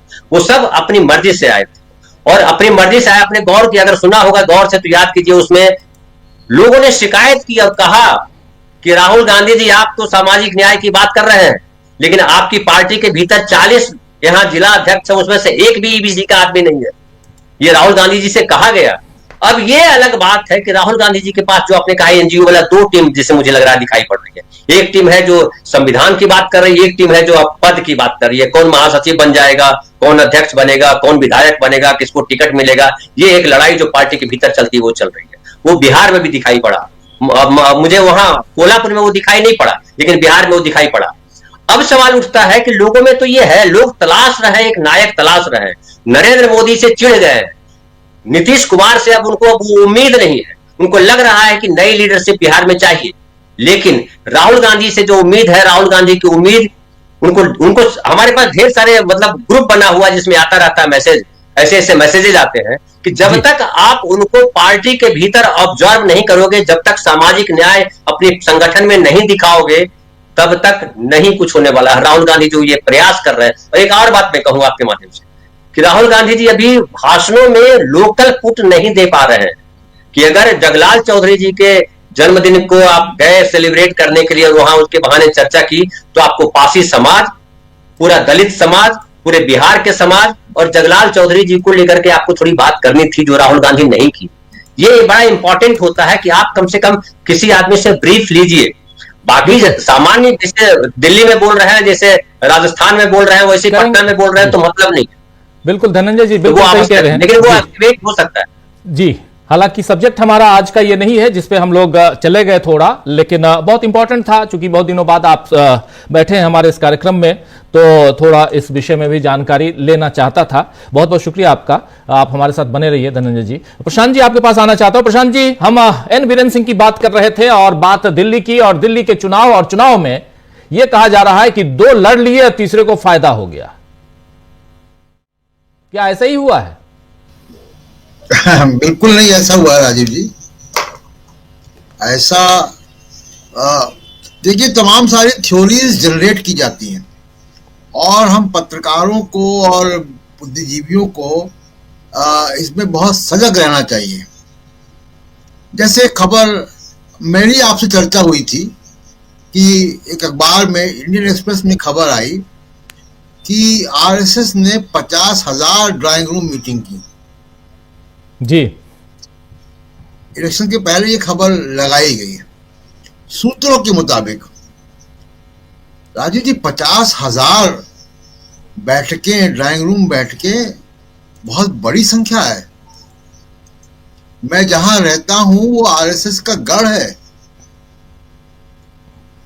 मेरे बिल्डिंग में, मेरी जानकारी में तो नहीं हुई, मेरी रोज मुलाकात होती है तमाम लोगों से। मैं कोई रॉबिन्सन क्रूसो की तरह किसी टापू में तो रह नहीं रहा हूं, इसी दिल्ली में रहता हूं। 50,000 कोई एक्टिविटी होगी। मैं आज पुस्तक मेले गया था, 5-6 लोगों ने मेरी फोटो खींची है। पंकज जी जाते हैं, तमाम फोटोएं आती हैं। मैं डालूं न डालूं, कोई और लोग सोशल मीडिया पर डाल देते हैं मेरे साथ फोटो खींच के। तो आपकी जो एक्टिविटी है उसको कहीं ना कहीं पब्लिक डोमेन में वो आता है। 50,000 बैठकें हो गई, किसी को मालूम नहीं पड़ा क्या कोई कहीं बंकर में बैठकें होनी चाहिए? ये क्यों किया जाता है? और मैंने देखा कि चुनाव की काउंटिंग के दौरान ही एक बहुत वरिष्ठ पत्रकार हैं और मेरे मित्र भी हैं, उन्होंने भी एक टीवी चैनल में जाके कह दिया कि आरएसएस ने 50,000 बैठकें की, कांग्रेस होती रहती है, विपक्ष होता रहता है। आपके यहाँ पे इस डिस्कशन में भी ये चर्चा आ गई थी एक दिन जी। ये क्यों बातें फैलाई जाती हैं? ये बातें फैलाई जाती है कि जो मैनिपुलेशन हो रहा है चुनाव के साथ, उसको कवर करने के लिए, कि उस पे बात ही ना हो। हम इसी बात की चर्चा करते रहे कि आरएसएस कितना काम करती है। मेरे पीछे पार्क है, वहां पे शाखा लगती, 4 लोग होते हैं सुबह, मैं रोज देखता हूं। लोग उसको बढ़ा चढ़ा कहते हैं, वही 4 लोग होते हैं बेचारे। तो ये खबरें इसलिए प्लांट की जाती हैं कि उस खबर में कोई फोटो नहीं था, कहीं कोई फोटो सोशल मीडिया पे, किसी मीडिया में कोई वायरल वीडियो, कोई रील, कोई फेसबुक पोस्ट, कोई ट्विटर, कोई व्हाट्सएप, आपने देखा कि ड्राइंग रूम बैठकों की फोटो नहीं दिखाई देगी। ऐसी तमाम सारी खबरें फ्लोट की जाती हैं। अभी चुनाव पूर्व जो एनालिसिस हो रही है उसमें भी ऐसी तमाम खबरें आ रही हैं। तो राहुल गांधी ने बहुत सारे एंगेजमेंट किए थे दिल्ली में 1-1.5 साल से, न मालूम कितने लोगों से मिले वो, आजादपुर मंडी से लेकर कुलियों से लेकर तमाम लोगों से। तो कल को आप ये भी कह सकते थे कि अगर कांग्रेस जीतती तो आप फिर ये एनालिसिस करते कि राहुल गांधी बड़ी मेहनत कर रहे थे। बहुत बहुत अहम है जो बात मैं कहने जा रहा हूं, जिस तरफ राहुल गांधी कोशिश कर रहे हैं, इस पर चर्चा होनी चाहिए, पूरे देश में विमर्श होना चाहिए कि क्या इलेक्टोरल रोल का डेटा सैक्रोसेंट है? क्या बीजेपी को या किसी ऐसे तत्वों को डेटा का इलेक्शन कमीशन का एक्सेस मिल गया है राजीव कुमार के दौरान? ये बहुत गंभीर सवाल है। ये डिलीट कैसे हो रहे हैं लोग? मैं एक एग्जांपल देता हूं आपको राजीव जी। न्यू दिल्ली सीट, आपको याद होगा कि एग्जिट पोल जब आप दिखाए तो भी मैंने चर्चा की थी इस बात की कि न्यू दिल्ली सीट जहां पे अरविंद केजरीवाल थे और प्रवेश वर्मा मुख्यमंत्री के प्रबल दावेदार हैं, वहां पे वो जीत कर आए हैं 4000 वोट से। कभी आपने सुना कि सीट छोटी हो जाए? अब मैं बताता हूं, आंकड़ों के साथ बताता हूं आपको। ये जो न्यू दिल्ली विधानसभा है, ये 2020 के असेंबली इलेक्शन में यहां पे मतदाताओं की संख्या थी 1,46,122 1,46,122 टू बी एग्जैक्ट। लोकसभा 2024 के इलेक्शन में यह संख्या घटकर हो गई 1,06,000, 37,000 लोग कम हो गए, लगभग 27%। मतलब हर चौथा मतदाता गायब हो गया वहां से। उसके बाद लोकसभा और विधानसभा के चुनाव के बीच में लगभग 2,000 लोग ऐड हो गए। तो अभी आप अगर न्यू दिल्ली असेंबली कंस्टिट्यूंसी का निकालेंगे कि नंबर ऑफ मतदाता कितने, इलेक्टेड कितने हैं, तो 1,08,000 के आसपास है। 37,000 मतदाता कम हो गए। एक सीट है नांगलोई जाट दिल्ली में ही, मैं उसका भी बता देता हूं आपको। नांगलोई जाट में 13,992 मतदाता कम हो गए 2020 और 2024 की विधानसभा के बाद। और लोकसभा और विधानसभा के चुनाव के दौरान, यानी अभी 5 महीने 6 महीने में जी 16,000 नए मतदाता ऐड हो गए। ये जो ऐड और डिलीट का हो रहा है, इतने बड़े पैमाने पर हो रहा है, ये क्या है? इसीलिए राहुल गांधी कह रहे कि फोटो के साथ, नाम के साथ आप दो। तो अभी जरूरत क्या है कि देखिए, कोई भी मीडिया हाउस, कोई पॉलिटिकल पार्टी पूरे देश के इलेक्टोरल रोल की जांच नहीं कर सकती, उसको एक्सेस नहीं है। हम क्या कर सकते हैं कि कुछ सीट्स का आप थर्ड पार्टी ऑडिट करें, कुछ पोलिंग स्टेशंस का, कि ये कौन लोग हैं जो नए आए हैं, कहां रहते हैं, और ये जो 37,000 कट गए, ये कहां कट गए। मैं एक एग्जांपल आपको दे रहा हूं राजीव जी, अगर इसका रिसर्च किया जाएगा तो आपको पूरे देश में और दिल्ली में ही आपको ऐसे न जाने कितने एग्जाम्पल मिलेंगे जिससे इशारा मिलता है कि ये कुछ गड़बड़ हो रहा है। अब ये हम बहस ना करें, हम कहें कि साहब 50,000 बैठकें कर दी आरएसएस ने दिल्ली में, उसने चुनाव को पलट दिया। इसलिए खबरें फ्लोट की जाती हैं। मैं इन खबरों को बहुत ही नमक मिर्च के साथ देखता हूं, ये कहां से आ रही हैं। जिस रिपोर्टर ने इसको लिखा, मैंने तो अपने टीवी चैनलों के दौरान सैकड़ों रिपोर्टर्स को हैंडल किया है ना, हम जानते हैं ना कि रिपोर्ट कैसे आती है। जिस रिपोर्टर ने इसको हैंडल किया उसको एक भी फोटोग्राफ नहीं मिला इन बैठकों का। जिनके घरों में बैठ के हुई, उनका कोई कोट नहीं है, उनका कोई बाइट नहीं है, उनका कोई फोटो नहीं है, कोई उसका अता पता नहीं है। सोर्सेस है, ये आरएसएस ने प्लांट की, आपने छाप दी 5 कॉलम संपादक जी ने। तो मैं ये कह रहा हूं कि ये जो चुनाव की धांधलियां हैं, इस पर ध्यान देना चाहिए, बजाय ये कि आपस में आप लड़ते फिरें। गठबंधन का सीधा सिद्धांत है कि जो लीड पार्टी है, जो बड़ी पार्टी है, वो ऑफर देगी। कांग्रेस ने अगर हरियाणा में आम आदमी पार्टी को ऑफर नहीं दिया था तो उसकी गलती थी। सच्चाई ये है कि ऑफर दिया था, 5 सीटों का उनको ऑफर दिया था। ठीक है, दिल्ली में आम आदमी पार्टी बड़ी पार्टी है, आम आदमी पार्टी की जिम्मेदारी थी कि वो कांग्रेस को इनवाइट करती। बिहार में आरजेडी बड़ी पार्टी है, तो वो आरजेडी की जिम्मेदारी है कि वो कांग्रेस को इन्वॉल्व करे। तो ये जो ठीकरा फोड़ने का जो काम हो रहा है, ये गलत है। दूसरा कि चुनाव पे जरा एक बात और मैं कर दूं, अब जो परिणाम आए हैं और आम आदमी पार्टी यहां से बुरी तरह हार गई है, उसकी विवेचना हम लोग आने वाले कई दिनों में करेंगे। लेकिन उसका एक सीधा इम्प्लीकेशन जो हो रहा है वो पंजाब में होगा।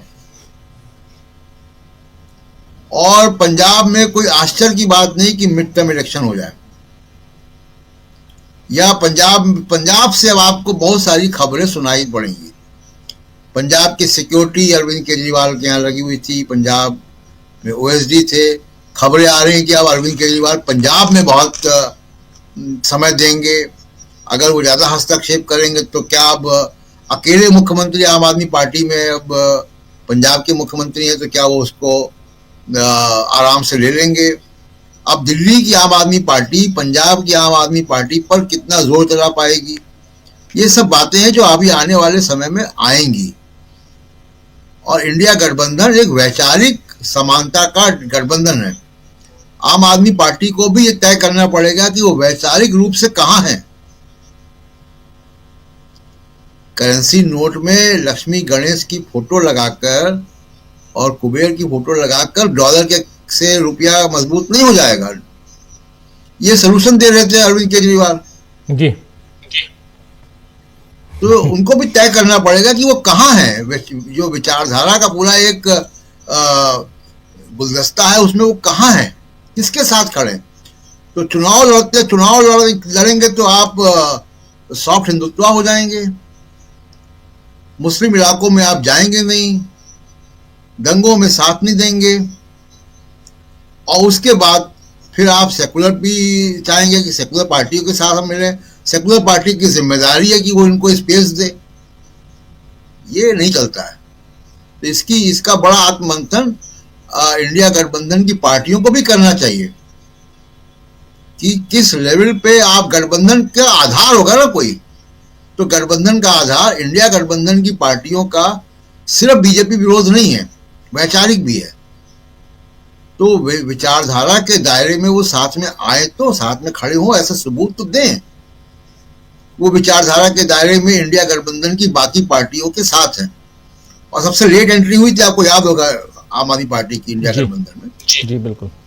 हाँ जी जी, आना चाहता हूं पंकज जी आपके पास। पंकज जी, क्या कहेंगे आप इन तमाम मसलों पे जिस पे अभी बात कर रहे थे प्रशांत टंडन जी, और सबसे बड़ी चीज की क्या यहाँ इंडिया गठबंधन को अभी मंथन चिंतन करने की ज़रूरत है, और उससे भी ज़्यादा जो बातें हो रही हैं कि ये दोनों आपस में लड़ गए, इसलिए ऐसा हुआ। आप इसको कैसे देखते हैं? देखिए, ऐसा तो नहीं हुआ क्योंकि ये बात तय है कि यदि आपस में भी यदि साथ में भी होते तो हम लोकसभा चुनाव की स्थिति देख चुके थे। आम आदमी पार्टी अपने फेडरल वोट को कांग्रेस को ट्रांसफर नहीं करा पाई, जबकि कांग्रेस के वोट आम आदमी पार्टी को गए। इस बार भी ऐसे ही हुआ कि आम आदमी पार्टी का जो मेन कैडर था उसका पूरा वोट ट्रांसफर होकर बीजेपी को ही गया है, बहुत स्पष्ट है। इसीलिए बीजेपी का वोट परसेंट भी बढ़ा है। और असल चीज यही है कि आम आदमी पार्टी अभी तक स्थापित नहीं कर पाई है कि वो किस आइडियोलॉजी पर चले। कि धारा 370 के मसले पे वो भारतीय जनता पार्टी के साथ खड़ी थी, किसान बिल में वो भारतीय जनता पार्टी सबसे पहले विधानसभा में उन्होंने उसको स्वीकृति प्रदान की थी। स्पष्ट ये नहीं है उनका कि वो हम यानी केवल सत्ता पे बने रहने के लिए हमें कोई आइडियोलॉजी को लेना है, ये उनका स्पष्ट नहीं। दूसरा, पंजाब में वो जिस प्रकार से कांग्रेसी नेताओं के साथ में कर रहे हैं, कोई भी कांग्रेसी नेता ऐसा नहीं बच रहा है जिसको वो अरेस्ट करके जेल में भेज रहे हैं। वहां पर अलग तरीके का एक माहौल चल रहा है। पंजाब कांग्रेस की स्थिति यह है कि यदि आप आम आदमी पार्टी के साथ में गठबंधन करते हैं तो पंजाब में कांग्रेस में विद्रोह हो जाएगा। तो जिस स्तर पर वहां पर कांग्रेस लीडर्स को जेल भेजा जा रहा है। जहां तक इंडिया गठबंधन की बात रही, यह बहुत स्पष्ट है कि इंडिया गठबंधन का जो बड़ा अम्ब्रेला है, तीसरे मोर्चे के बहुत सारे प्रयोग हो चुके हैं। तीसरे मोर्चे का हर समय जो प्रयोग का जो उचकाया जाता है वो आरएसएस द्वारा प्रायोजित होता है। हर समय तीसरे मोर्चे के नाम पर, आप याद करें, पहले नीतीश कुमार को तीसरे मोर्चे का मुखिया बना के उन्होंने पेश करने की कोशिश की थी। लेकिन आखिर तीसरे मोर्चे की अप्रोच क्या है, वो कितने एरिया में काम कर रहा है। जहां तक रही इंडिया अखिलेश यादव की बात, अखिलेश यादव की पार्टी को लोकसभा चुनाव में मध्य प्रदेश में एक टिकट दिया गया, उनकी पार्टी की मेंबर ने पर्चा कैंसिल करा दिया अपना। तो दूसरा चीज है कि उत्तर प्रदेश में भी अखिलेश यादव आइडियोलॉजिकली अपने कैडर को स्थापित नहीं कर पा रहे। उनके कैडर की प्रॉब्लम भी है कि यदि सामने यादव कैंडिडेट होता है तो वो समाजवादी पार्टी को वोट देते, अदरवाइज यादव कैंडिडेट ना हो तो वो बीजेपी को वोट देते। समस्या यही है कि हम यदि इंडिया गठबंधन की जो क्रेडिबिलिटी है, उसकी विश्वसनीयता है, केवल इस बात पर टिकी है क्या कोई उसकी आइडियोलॉजी है।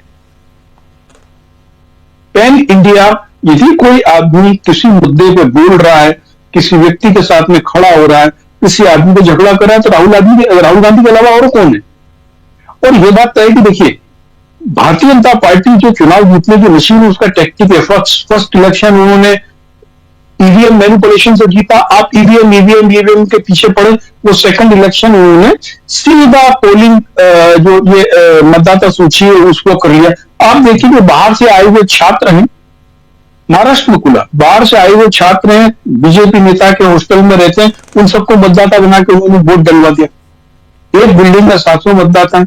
दिल्ली में आम आदमी पार्टी ने शुरुआत में इस पर बड़ा हल्ला भी किया था कि हमारा मतदाता सूची में नाम काटे जा रहे हैं। और बात तय है कि यदि आप ओखला या मुस्तफाबाद या बाबरपुर इन इलाकों में देखें, बड़े स्तर पर मुस्लिम वोटर्स के नाम काटे गए।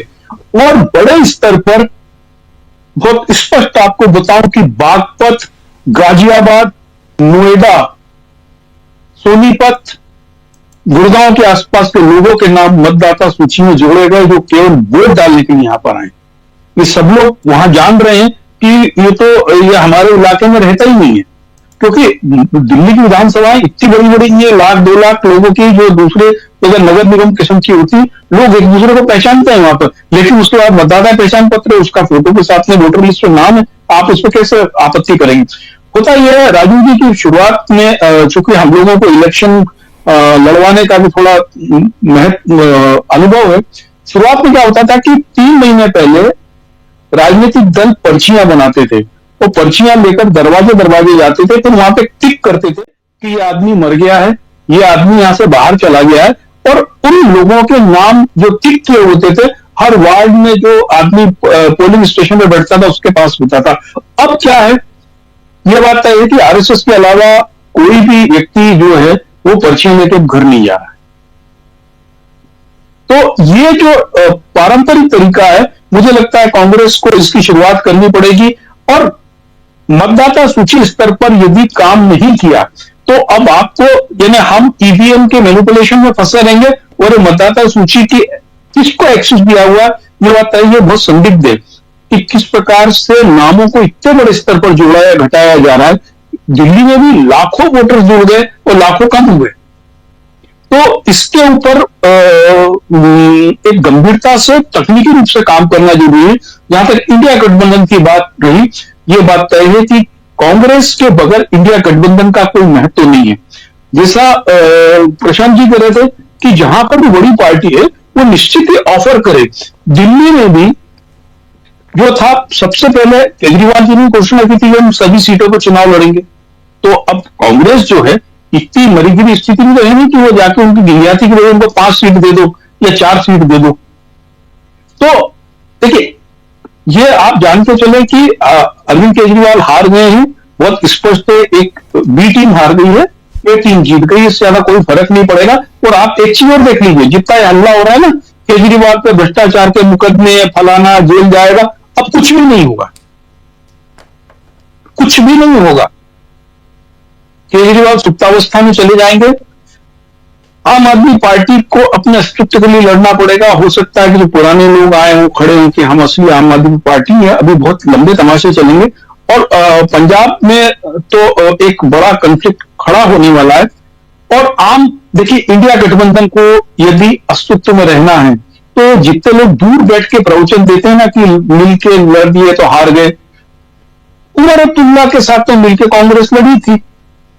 आपने क्या किया? उमर अब्दुल्ला ने क्या कांग्रेस को अपने मंत्रिमंडल में जगह दी है क्या? नहीं दी उन्होंने, क्योंकि उमर अब्दुल्ला और उनके अब्बा को डर है कि वो जो 100 करोड़ का ईडी ने मुकदमा कायम कर रखा है जेएम के क्रिकेट एसोसिएशन का, उसमें बड़ी पूछताछ हुई थी, वो सब पूछताछ बंद हो गई। जिसके छेद है वो सभी इस तरीके से सलाह देंगे, सुझाव देंगे, उत्पात करेंगे। लेकिन इंडिया गठबंधन कांग्रेस के बगैर संभव नहीं है। और कांग्रेस इस समय उसको ईमानदारी से मेहनत करके हर राज्य में अपनी जगह बनाना चाहिए। और कोई बुरा नहीं है, कांग्रेस ने अभी भी वोट गेन किया है और मुझे लगता है कि ये कोई गलत कदम नहीं था। जी जी जी जी जी बिल्कुल। जयशंकर जी, क्या कहेंगे आप? बहुत गंभीर चिंतन हम कर रहे हैं और उसमें भी आगे की जो सियासत है उस पर कहीं ना कहीं एक आईना है। जयशंकर जी, देखिए, जब हम लोग एग्जिट पोल पे बात कर रहे थे उस समय भी मैंने कहा था कि दिल्ली में बीजेपी ही आ रही है और जितनी सीटें हम दिखा रहे हैं एग्जिट पोल में उतना ही उसको सीटें मिलने जा रही हैं। बिल्कुल। तो एक बात तो ये है। दूसरी बात यह है कि देखिए, मतलब हमारा काम तो विश्लेषण करने का है। जब हार गए तो उसके बाद फिर 10 तरह की बातों करेंगे, कम क्या गलत क्या नहीं किया, क्या करना चाहिए था क्या नहीं करना चाहिए था। जो राजनीतिक दलों को काम करना चाहिए वो काम नहीं कर रहे हैं। उसमें सिर्फ और सिर्फ बीजेपी और आरएसएस ही कर रहे हैं। बात सही है पंकज जो कर रहे हैं, वो एकदम सही बात है भाई। जब मतदाता सूची, मैं आपको कितनी बार, हमको लगता है कि इसी चैनल पे हम लोगों ने कितनी बार कहा, अपना उदाहरण देते हुए कहा है कि कांग्रेस किसी जमाने में 70 तक के जमाने में, पता नहीं 80 में भी, पता नहीं 80 से तक टूटना ही शुरू हो गया था। वो कांग्रेस का हर गांव में एक मजबूत आदमी होता था जो मतदाता सूची बनने के समय से लेकर कौन पोलिंग एजेंट होगा, कौन काउंटिंग एजेंट होगा और कौन प्रिसाइडिंग अफसर या पोलिंग अफसर आ रहा है, उसके रहने ठहरने की क्या व्यवस्था होगी, ये सारा काम वो देखता था। इंडिपेंडेंट उम्मीदवार कुछ अपने तरफ से खड़ा करते थे ताकि उसके नाम से कुछ पोलिंग एजेंट मिल जाएंगे, अलग से एक्स्ट्रा पोलिंग एजेंट मिल जाएंगे, काउंटिंग एजेंट भी उनके थोड़ा एक्स्ट्रा मिल जाते थे। वो सारा वो काम करते थे और कांग्रेस जीतती थी चुनाव, लगातार जीतती थी चुनाव। लेकिन जीतने के बाद फिर कांग्रेस का जो जनप्रतिनिधि होता था, एमएलए हो एमपी हो, वो उस कार्यकर्ता का ध्यान रखता था। थाने पुलिस से लेकर के राशन की दुकान से लेकर जैसी उसकी क्षमता और योग्यता हो उसके हिसाब से उसका कनेक्ट बनता था। वो करेक्ट बनता था, दिल्ली आते था, वो लखनऊ जाता था, वो तो उसकी उस ढंग से इज्जत और ये होती थी, सम्मान होता था। वो कनेक्ट पूरा का पूरा टूट चुका है, अब कहीं नहीं है, वो है नहीं। दिल्ली में जो हो रहा था, जब अरविंद केजरीवाल बता रहे थे कि हमारी विधानसभा क्षेत्र में इतने मतदाता नाम हट गए और इतने जुड़ गए, अब क्या क्या हो गया, यही बात यूपी में आई थी। मैंने बताया था आपको कि जब यूपी विधानसभा का चुनाव हो रहा था तो मुरादाबाद के शहर के जो मुस्लिम मतदाता थे उसमें से कुछ 1000 मतदाताओं के नाम मुरादाबाद ग्रामीण में जोड़ दिए गए। नतीजा हुआ कि मुरादाबाद ग्रामीण वाली सीट जो जीतती थी समाजवादी पार्टी, मान लीजिए अगर 10,000 से जीतती थी तो 15-20,000 से जीती, लेकिन मुरादाबाद शहर की सीट हार गई, पहले दोनों सीटें जीतते थे। तो ये काम भी होता है कि नई दिल्ली के कुछ मतदाता किसी बगल के क्षेत्र में डाल दिए, बगल के क्षेत्र का कहीं और करे, ये सब उस्ताद लोग हैं, ये लोग करते रहते हैं। अब रह गया सवाल, देखिए जैसे आप कह रहे हैं, हमारे मित्र लोग कह रहे हैं इंडिया अलायंस और कांग्रेस और क्या क्या ये सब बातें कि कौन बड़ी पार्टी है तो उसको ऑफर करना चाहिए, क्या करना चाहिए। मैं ये मानता हूं और शुरू से मानता हूं और मानता ही रहूंगा ये कि इंडिया अलायंस को लीड कांग्रेस कर रही है, उसकी जिम्मेदारी बनती है। उसकी ये जिम्मेदारी बनती है कि जब महाराष्ट्र का चुनाव हो रहा है, जब बिहार का चुनाव हो रहा है, जब दिल्ली का हो रहा है, हरियाणा का हो रहा है, तो इंडिया अलायंस, पता नहीं अभी उसकी कोई कोऑर्डिनेशन कमेटी है कि नहीं, हम तो बार बार कहते रहते हैं, तो आप अपनी कोऑर्डिनेशन कमेटी की बैठक बुलाइए कि भाई दिल्ली में चुनाव होने वाला है, हम लोग मिलजुल करके लड़ना चाहिए और हम लोगों को इस ढंग से शेयर करना चाहिए। देखिए कांग्रेस लगातार 3 चुनाव में नहीं है, लेकिन उसके बाद लगातार 3 चुनाव में उसका मुख्यमंत्री रहा है, तो आप उसको दिल्ली से खारिज तो नहीं कर सकते हैं, लेकिन उसके लिए फिर आपको कुछ करना भी पड़ेगा ना। मैं बार बार कहता हूं कि कांग्रेस में 2 तरह की धाराएं चलती हैं।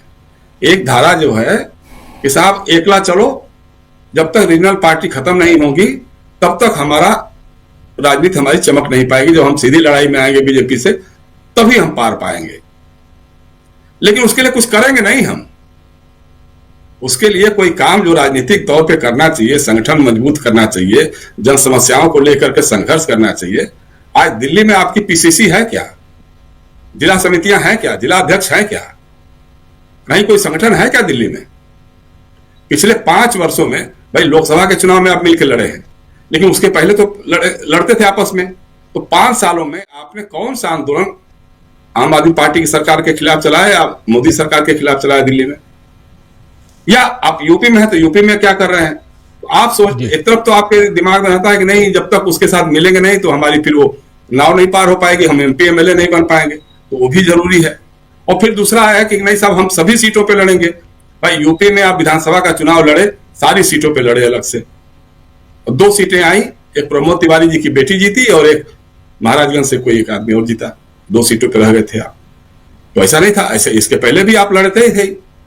तो आपको अपने अंदर तो कहीं ना कहीं झांकना पड़ेगा, कुछ कमजोरियों को देखना पड़ेगा। आज चुनाव जब दिल्ली विधानसभा में हो रहा था, प्रशांत आरएसएस की बैठकों के बारे में कर रहे हैं, देखिए वो लोग कितना सक्रिय हैं, आप इसकी कल्पना नहीं कर सकते। आरएसएस तो हर चुनाव में सक्रिय होता है, जब हार जाते हैं तो कहते हैं कि आरएसएस ने थोड़ा सा नाराजगी व्यक्त की थी और थोड़ा सा वो नाखुश था इसलिए खेल गड़बड़ हो गया, और जब जीतते हैं तो कह रहे हैं आरएसएस वाले पूरे सक्रिय थे, सारे 50,000 बैठकें किए।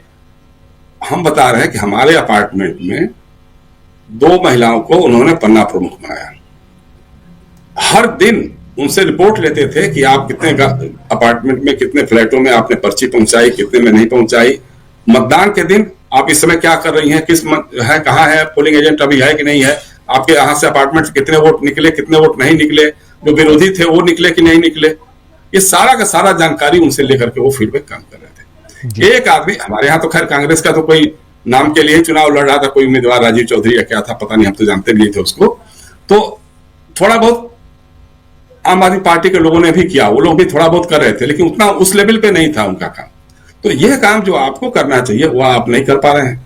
आपको किसी ने रोका है क्या? भाई आप ठीक है, आपकी है कि बिहार में आपको तेजस्वी यादव आरजेडी के साथ मिलकर लड़ना है, लेकिन मिलकर लड़ना है तो 5 साल घर में बैठे रहना है क्या?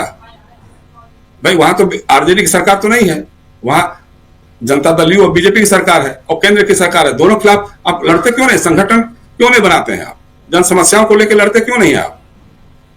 तो आपके साथ दिक्कत क्या है कि आप सत्ता वाली पार्टी हैं, कि आपको लगता है कि हम तो जन्मजात सत्तारूढ़ लोग रहे हैं, 52 से लेकर के हमारी सत्ता हमारा अधिकार है, उसी ढब्बे में चल रहे हैं।